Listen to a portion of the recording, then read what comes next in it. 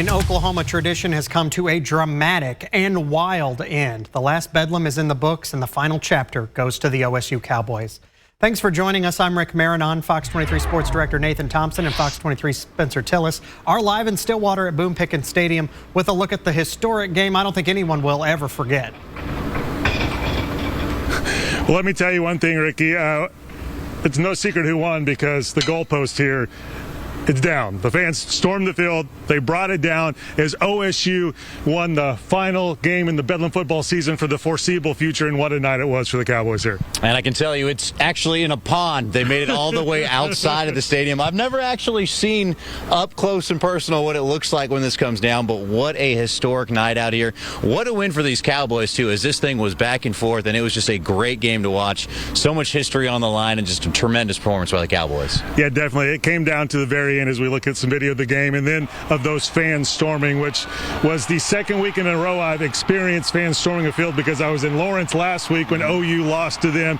So an exciting time in Stillwater. OU, of course, historically dominates this rivalry, but the Cowboys now have the bragging rights as the final Bedlam victory for the foreseeable future. And Mike Gundy told us the message he had for the players after this win. The one thing that they can take with them for the rest of their life is the thrill that they gave the fans out here in this game. So what they did is they gave them a once-in-a-lifetime experience. That was a big win for the people out there, for the last game, for them to win Bedlam and give them a chance of a lifetime.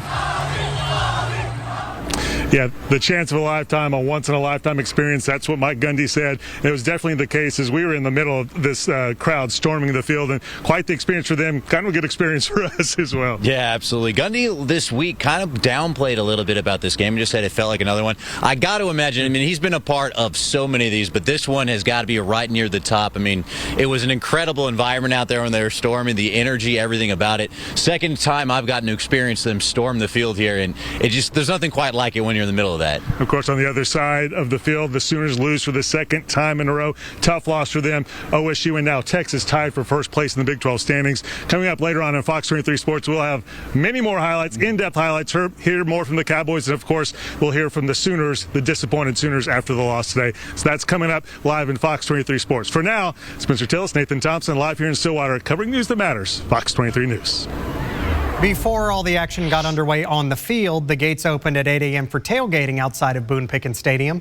Fox 23's Amy Hybels went to Stillwater to speak with OU and OSU fans about the historic rivalry that began all the way back in 1904, ending after all this time.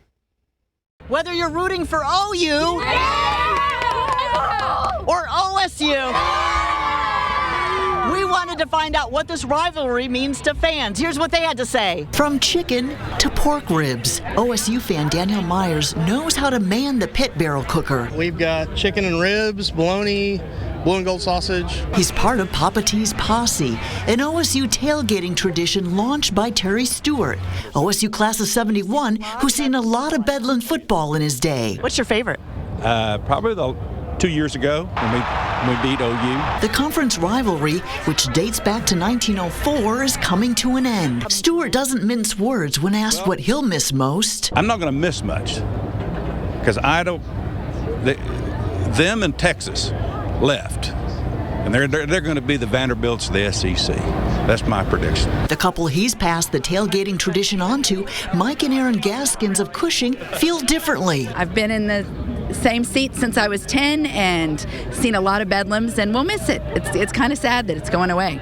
So it'll be interesting to see how it evolves later on. We asked OU dad Billy Bowman Sr., whose son Billy Bowman Jr. plays safety for the Sooners, what his son had to say about the final Big 12 Bedlam matchup. We have to have this one, Dad. This is the last one. We got to get it, and I want to go 3-0 against in-state rivalry. OU class of 99 graduate Jennifer Laws hopes the two rivals will meet up again at some point in the future, even if they're not playing in the same conference. I'm so devastated. So we'll see. I have hope it will come back.